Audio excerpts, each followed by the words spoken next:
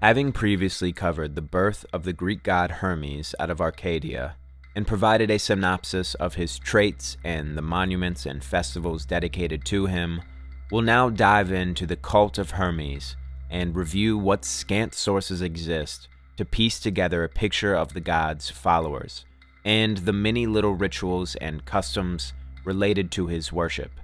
Customs which can teach us so much more about how the ancient Greeks and their neighbors practiced their religions. This is also an important area of study for anyone looking to cozy up to those mysterious figures sneaking around late Greco-Egyptian antiquity under the guise of Hermes Trismegistus. We've seen how Hermes' origin story as a master thief and a clever and inventive youth is given in the Homeric hymn, and reinforced by the accounts of Homer, Aesop, Plato, and the like. This god, the son of Zeus and Maya, who traverses the underworld to Hades and likewise carries messages from Mount Olympus to the mortal world, retained so many different characteristics over the many centuries of his worship that it boggled even ancient minds to try and grasp him. The Roman counterpart for Hermes is of course Mercury, and properly so, being the title of the planet closest to the sun and the fastest planet. Mercury takes on the characteristics of Hermes with an intimate relationship to the sun, like Hermes has with Apollo. The substance of Mercury is also like the god itself, difficult to absorb or grasp without running through your fingers. Early on in Homer, we find Hermes related to magical defense and counterattack. His role in this respect is shown when Hermes gives Odysseus Molly to counteract the sorcery of the witch Circe, a role the god maintains in certain magical papyri as well. In Hesiod's Works and Days, we read about Hermes instilling lies and crafty words into Pandora, the first woman. To Plato and Socrates, Hermes is said to be an interpreter, and always relating to speech and oration, a real wordsmith trickster, fittingly the god of merchants at the agoras of Greek cities, and the god of traveling tradesmen who might conduct business at the Hermes of the boundary. Hermes being those waymarker stone heaps or stone pillars surmounted by a bust of Hermes with an erect phallus. From Philostratus we read about people resorting to the temple of Hermes to ask for the gift of wisdom, the gift of eloquence, and rewards. And from the same source we see how the god is said to bestow gifts like astronomy or iambic poetry onto individuals most suited to such practices. Callimachus, a Greek poet, tells us the gift of Hermes is the boon of learning easily, and everywhere in the god's mythos wherein he is depicted as a cunning thief, we are told how quiet-footed and swift Hermes can be when he is pressed by his father to intervene in mortal affairs. Such gifts being the same qualities of the very mortal humans who most reflect the god's attributes in their daily lives and professions. Attributes peculiar to the herald of an authority. Hermes himself being the herald of the gods, the human heralds of kings and other powerful figures would have done well to pay their respects to Hermes and offer the god their worship, on account of the eloquence of speech and charm they might display to their advantage during their herald's business. Of course, Hermes' messages did not come by conventional means. His roles as the bringer of dreams and guide of souls in the underworld illustrates his more chthonic and psychological powers. We learn of two rather unique practices of his followers which introduce us to the wider potentials of his cult and their conduct. For instance, Hermes was said to be responsible for certain oracles in the Achaean city of Pharai, where beside his statue in the marketplace stood a hearth altar with bronze lamps. A consultant came to the hearth altar during the evening, set coins on it, and whispered into the ear of the statue of Hermes what he wanted to know. The consultant closed his ears and his hands and departed, and when he removed his hands, whatever he heard first was to be regarded as a sign from the god. Plutarch, the Greek historian, tells us of a ritual custom in Samos, that when the Samians sacrificed to Hermes, they had leave to then go and steal and pickpocket, indicating that during a festival or a holiday the tolerance of the god's role as the prince of thieves could be tolerated through the lens of ritual custom, allowing an act of thievery to be less morally frowned upon and more culturally acceptable. Now, far from rattling on about Hermes under the spells of speculation, which unfortunately runs away with itself far too often where this god is concerned, let us review some primary accounts of his cult, with their relevant locations. I myself, not being remotely even an amateur in the Greek language, will probably butcher many pronunciations. But if Hermes can lend me a few tricks, dear listener, my fingers are crossed that you'll never know or mind the difference. The cult of Hermes, by all estimations, was born out of Arcadia, where his most important shrine sat on Mount Selene, and his cult existed primarily in the Peloponnese throughout its history. In the oldest art of the god, Hermes was a bearded elder, which provided a prototypical appearance of the god's face on the Hermes thereafter. In later classical Hellenistic depictions, Hermes becomes a good-looking athletic youth, usually depicted nude with a robe on his shoulder or a winged cap, and carrying his golden Caduceus rod. The Greek poet Homer stands at the outset of our sources on the cult, telling us in the Odyssey that the lords and rulers in the palace of King Alcinous of the Phaeacians would pour libations from their cups to the keen-sighted Hermes, quote, when they turned their thoughts to the night's rest at the end of the feast. We find a legend about Aesop, the famous fable weaver of the 6th century BC, sacrificing at a certain temple of Hermes, a god certainly suited to the satirical and wordsmith ways of Aesop, who allows no other Olympian god but Hermes to appear as a main character in his fables. Philostratus, writing in the 1st and 2nd centuries AD, says that at a temple of Hermes, one of the supplicants requesting wisdom would, quote, hang on the altar gold, another silver, another a herald's wand of ivory, and others other rich presents of the kind. Now Aesop, she said, was not in a position to own any of these things, but he saved up what he had, and poured a libation of as much milk as a sheep would give at one milking in honor of Hermes, and brought a honeycomb and laid it on the altar, big enough to fill the hand, and he thought of regaling the god with myrtle berries, or perhaps by laying just a few roses or violets at the altar. We could only imagine Aesop's sacrifices returning far more than their share in value, considering the man's name is immortalized and synonymous with the art of fable. Aeschylus, the ancient Greek tragedian, says that those who dwell by the lake Stymphalis in Arcadia, quote, honor Hermes as our ancestor. Pindar, a Greek lyric poet, confirms Hermes' role as a patron deity of the games in Sparta alongside Heracles, a duo that persisted universally at gymnasia and wrestling grounds, according to Pausanias and Diodorus Siculus. Plato also recounts that during a festival of Hermes in Athens, fine-dressed boys sacrificed to Hermes inside the wrestling school. Later, we have another interesting tale coming out of Attica, told by a Greek rhetorician named Aeolian, writing in the 2nd to 3rd centuries AD. We're told that Xenocrates, the head of the academy from 339 to 312 BC, won a crown for drinking the most during a festival. Quote, he took his crown, went home after dinner, and put it on the statue of Hermes by his front door, following the custom he had observed during the preceding days. In fact, he had rested there crowns made from flowers, myrtle, ivy, and laurel, and left them. The fact that he put the crown on Hermes after dinner conforms to the other post-dinner rituals for Hermes, reminding us of his role as a conductor in the dream world, and as a guardian of the portal of souls, a role of his celebrated by the Pythagoreans. And Hermes would properly be at the door of Xenocrates' home in the god's capacity as a god of the boundary. Because remember, the Herms were always set on boundaries, gateways, thresholds, and thoroughfares. So in the physical sense, Hermes guards the flocks and commerce on a physical boundary, and in the spiritual sense, Hermes waits at the gate of souls and at the threshold of death and the dream world. It is not surprising, therefore, that Hermes was celebrated in the Eleusinian and Cabeirian mysteries, and was involved in rescuing Persephone from the underworld, much like he is depicted on a three-figure relief as a guide into the underworld for Orpheus on his journey to rescue Eurydice.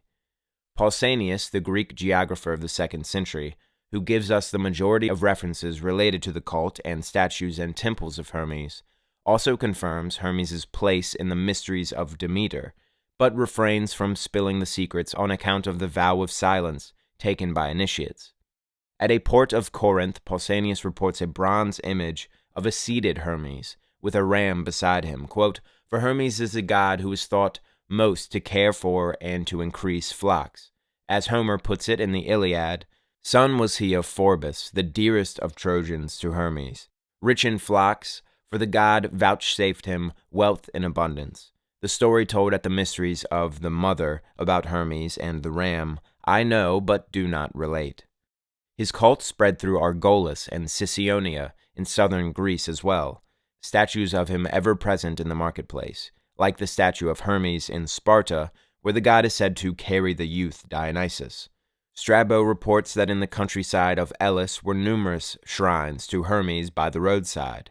At Olympia, we hear of a Hermes altar standing alongside Zeus, most high, at the starting place of the chariot races. The epithet of the ram-bearer is attached to Hermes, apparently due to a story coming out of Tanagra in Boeotia, north of Athens. Hermes is said to have averted a pestilence from the city by carrying a ram around the walls upon his shoulders. This act was later celebrated, and whoever among the youths of the city was judged to be most handsome would go around the walls during the feast of Hermes carrying a lamb. The image of the Good Shepherd, or the ram carrier, is also found in later depictions of Christ in the Roman sculptures. Pausanias also reports an example of Hermes influencing the Phrygian Thymissonians in Asia Minor through dreams in a very practical respect. When an army of Gauls was invading the borders of Ionia, the Thymissonians, seeking safety, were aided by Hercules, Apollo, and Hermes. The gods were said to have given dreams to the Thymissonian magistrates of a cave where they should take their wives and children for shelter. Quote, "This is the reason why in front of the cave they have set up small images, called gods of the cave, of Heracles, Hermes, and Apollon." There is also an impressive temple of Hermes in Katioren, in western modern Turkey. This is thought to be an ancient Greek temple believed to date back to the Hellenistic period, between the 3rd and 2nd centuries BC. Aside from its impressive polygonal limestone blocks and the clearly rough valley terrain where the stones would have been moved to, the temple has reliefs of 2 herald staffs flanking a recessed niche in the wall. Inscriptions on the temple refer to a certain Hermes priest, which has also led to the temple's association with Hermes. Excavations around the temple emphasize the area's local cultural importance for Greeks as a place of worship and gathering. One particular Herm pillar from Pergamon in northwest Asia Minor dates back to before the 5th century BC. The inscription on the front of it reads, "You will recognize the fine statue by Alcamenes, the Hermes before the gates. Pergameos gave it, know thyself." You will notice on these pillars the elder and bearded Hermes, a depiction which did not begin to change until after the story of the youthful Hermes, as told in the Homeric hymn, became widespread. Another early association with the elder Hermes were snakes, an association which led A.L. Frothingham, a professor of art history at Princeton and an archaeologist, to make the case for a pre-Olympian Hermes extracted from Babylon.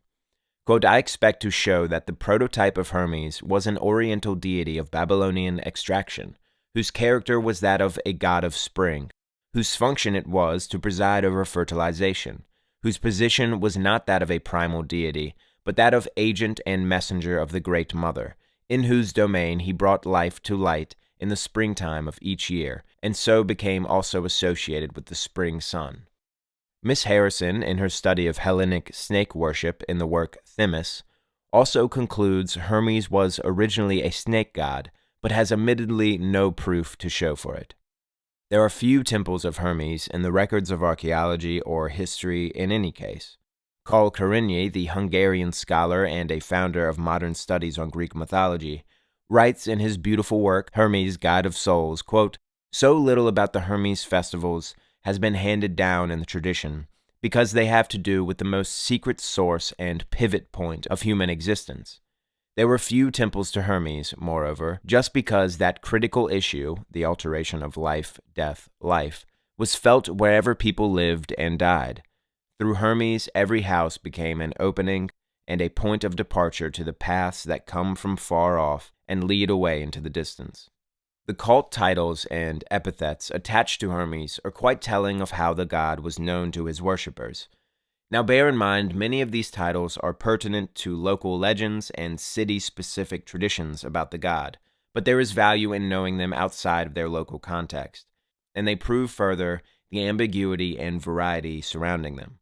Included in the epithets of Hermes are the following: keeper of the flocks, ram-bearer, of the marketplace, of crafts, of wiles, of the games, champion, interpreter, translator, and three-headed, which would relate to his depictions on Hermes at road intersections.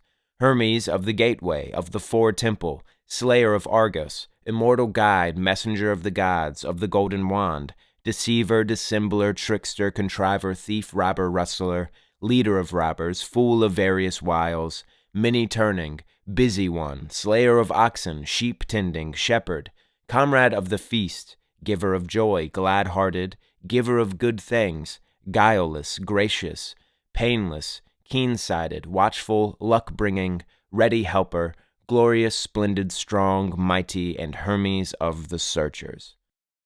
We find more clues about what kind of human personalities would synchronize with these many characteristics of Hermes from the Homeric epics.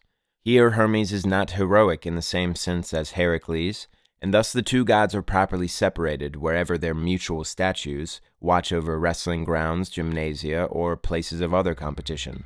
Hermes in the Iliad, for instance, evades combat with the mother goddess Leto, being too clever to allow her the chance to be able to claim she could best him in combat. In this manner, the victories or gains of Hermes do not always come by typical rule-following or even morally pure means. Lacking brute strength and overwhelming power, Hermes is a mind conducive to the tricks and wit that can be wielded against the enemies of Zeus. Hermes is called friend of the night and fellow of the night by Apollo, the night being a cover for thievery, but also a time to meet the mysteries of the stars and the outside world with bravery. One can see from the Homeric hymn and the writings of Aeschylus how Hermes uses his wit and his silver tongue to brush off any sense of shame. For Hermes is not ashamed for stealing the cattle of Apollo or any other troublemaking.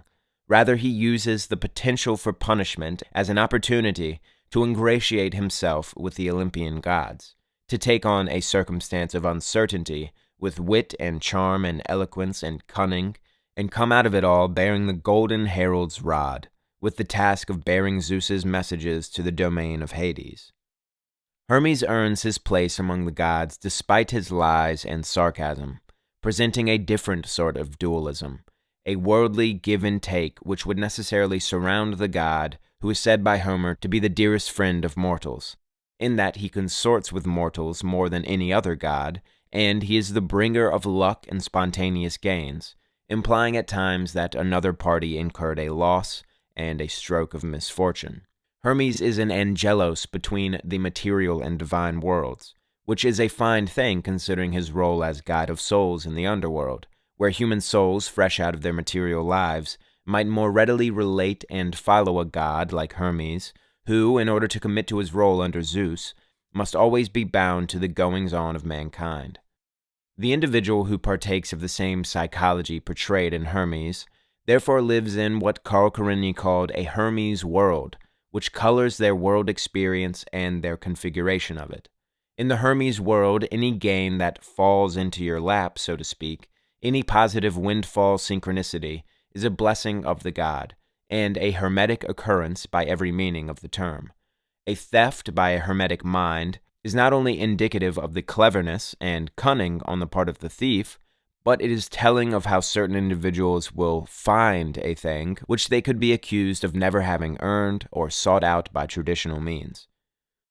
As we're beginning to see, there is no concrete form of Hermes, and yet at the same time there is a very clear psychological umbrella of hermetic traits which can also provide a definition of the god as it lives out through the deeds and personalities of his human counterparts.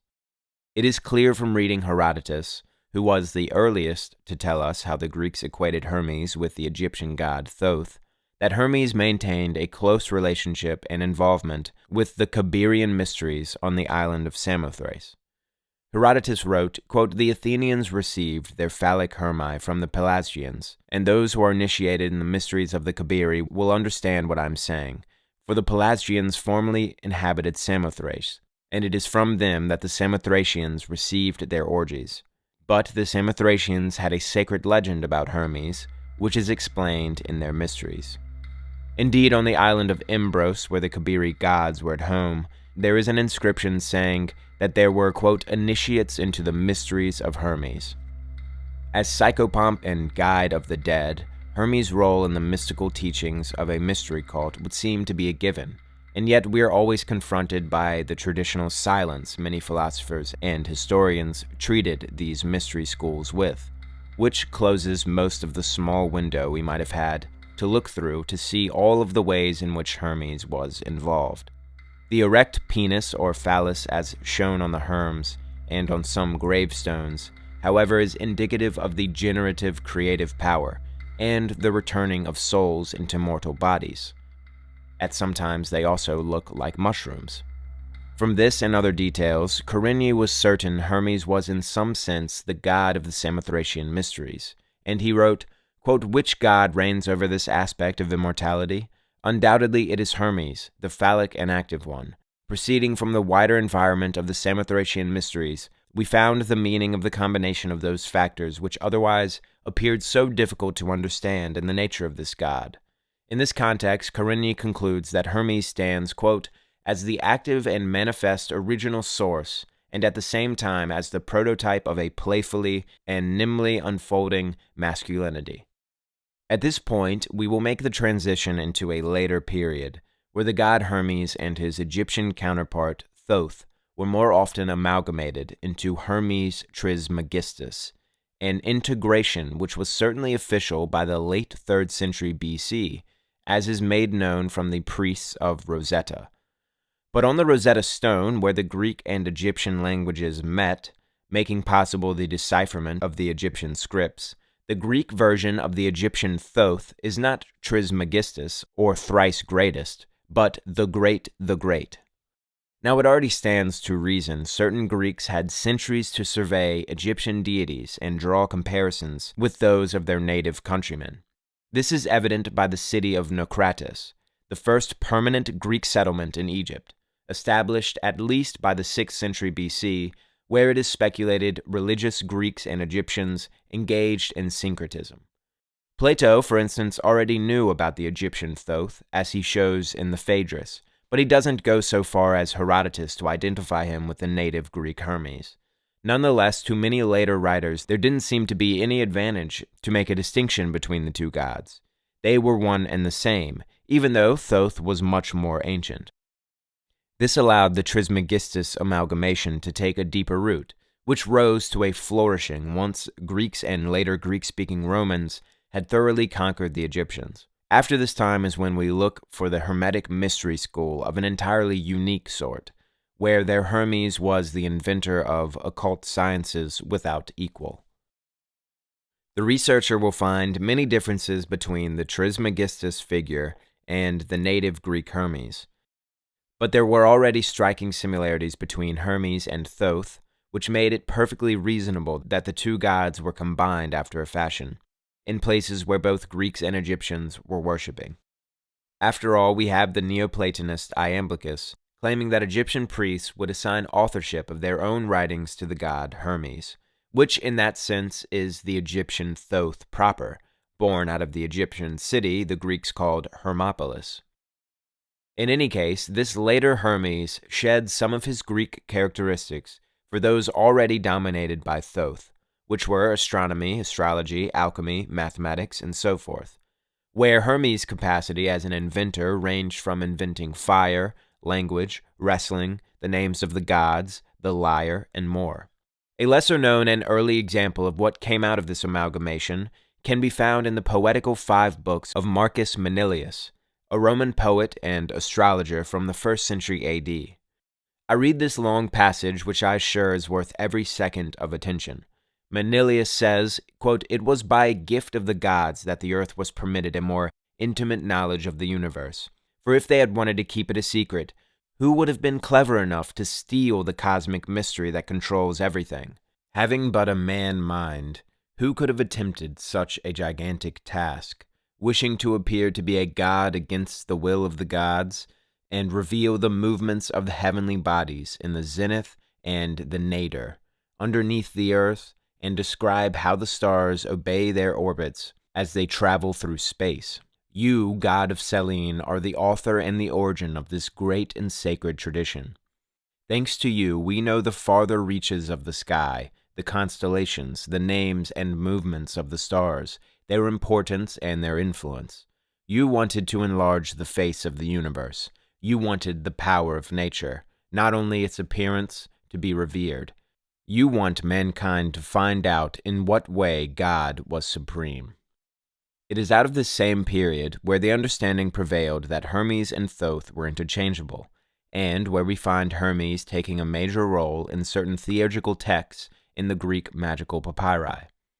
In the words of the Theosophist G.R.S. Mead, quote, that at one period the religion of Hermes was not only widely spread but practically supreme in popular Hellenistic circles may be seen from a study of the texts of the numerous magic papyri which have been preserved.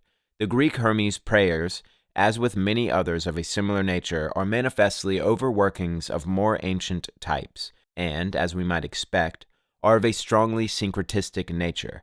In them we can distinguish in popular forms, based on the ancient traditions of Egyptian magic, most interesting shadows of the philosophic and theosophic ideas which our Trismegistic literature has set forth for us in the clear light of dignified simplicity.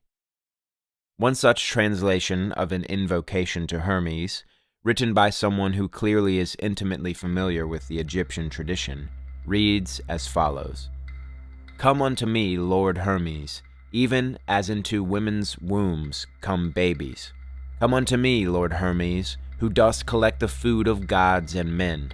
Lord Hermes, come to me and give me grace and food and victory and health and happiness, and cheerful countenance, beauty and powers in sight of all. I know thy name that shineth forth in heaven. I know thy forms as well. I know thy tree. I know thy wood as well. I know thee, Hermes, who thou art, and whence thou art, and what thy city is. I know thy names in the Egyptian tongue, and thy true name as it is written on the holy tablet in the holy place at Hermes' city, where thou dost have thy birth. I know thee, Hermes, and thou knowest me, and I am thou, and thou art I. Come unto me, fulfill all that I crave, be favorable to me together with good fortune and the blessing of the good. And from another invocation, we read, Come unto me, Lord Hermes, O thou of many names, who knowest the secrets hidden both beneath the poles of heaven and underneath the earth. Come unto me, Lord Hermes, thou benefactor, who doest good to all the world. Hear me, O Hermes, doer of good deeds, thou the inventor of all incantations, speak me good words. Now we reach a point in the study of the cults of Hermes where the Hermes in question takes on a decidedly more advanced and Egyptian hue. No longer are we concerned with the rustic Hermes cattle rustler roadside god of travelers and merchants, or even the Hermes who invented the names of the gods and was given a Platonic orientation to language, speech, and interpretation, but a Hermes the inventor also of occult sciences and civilizing arts. You can see now how it would be confusing to begin at Homer and Aeschylus and then go all the way to the Byzantine scholars nearly 2,000 years later and pretend every Hermes mentioned throughout this long period is one and the same.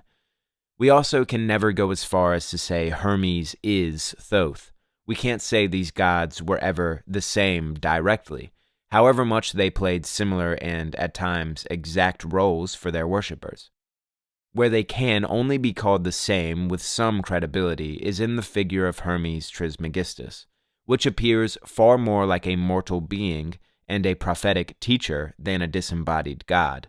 In fact, I would go so far as to say that Thoth and Hermes proper mutually blur the barrier between divinity and deified human. Some legends of the Egyptians certainly make it sound like Thoth had at one point walked the earth. Now, the more tedious question of whether the Greeks initially adopted Hermes from the earlier Egyptian Thoth, as Herodotus could be said to indicate, is also something we can't state as fact or take too conclusive of a stance on just yet. The Akkadian Hermes is not the Egyptian Thoth, measurer of the heavens, and yet Thoth, called the scribe of the gods and inventor of incantations, plays the same function as Hermes, messenger of the gods and provider of magical defenses to Odysseus.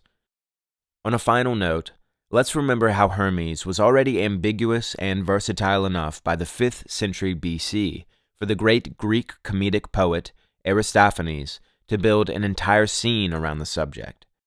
In Wealth, the last play Aristophanes performed in his lifetime, Hermes and the other member of the dialogue discuss whether and why Hermes should be involved in the man's worship. After Hermes suggests how the man might sacrifice to him, we read, "That would be stealing. Do you forget, then, how I used to take care he knew nothing about it when you were stealing something from your master? Because I used to share it with you, you rogue. Some cake or other always came your way, which afterwards you ate up all by yourself. But then you did not share the blows when I was caught. Forget past injuries, says Hermes. Now you have taken file. Ah, how should I like to live with you? Take pity and receive me. You would leave the gods to stop here? One is much better off among you. What, you would desert? Do you think that is honest?